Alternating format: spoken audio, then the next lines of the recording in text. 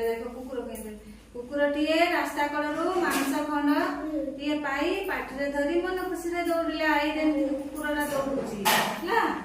ଯିବା ବେଳେ ବାଟରେ ନାଳଟିଏ ପଡ଼ିଲା। ଏଇଟା ନାଳଟିଏ, ସେ ନାଳ ଉପରେ ପୋଲ ଥିଲା। ସେ ନାଳ ଏପଟରୁ ଏପଟୁ ଆରପଟକୁ ସିଏ ଯାଉଥିଲା। ପୋଲ ଉପରେ ଯାଉ ଯାଉ ସିଏ ତଳ ପାଣିକୁ ଚାହିଁଦେଲା। ପାଣିରେ ତାର ନିଜ ଛାଇକୁ ଦେଖିଲା। ପାଣିରେ ନିଜ ଛାଇ ଦେଖି ଭାବିଲା ଏଇଟା ଆଉ ଗୋଟିଏ କୁକୁର ମାଂସ ଖଣ୍ଡ ଧରି ଯାଉଛି। ତାର ଲୋଭ ହେଲା, କାହାର? କୁକୁରର ଲୋଭ ହେଲା। ମାଂସ ଖଣ୍ଡକୁ ଛଡାଇ ଆଣିବ ଭାବି ସେ ଭୁ ଭୁ କରି ଭୁକିଲା। କିଏ ଭୁକିଲା? ହଁ, କୁକୁର ଭୁକିଲା। ଫଳରେ ତାର ନିଜ ପାଟିରୁ ଏଇଟା ଦେଖ ମାଂସ ଖଣ୍ଡଟା ପାଣିରେ ପଡିଗଲା। ବିଚରା କୁକୁର କଣ କରିବ?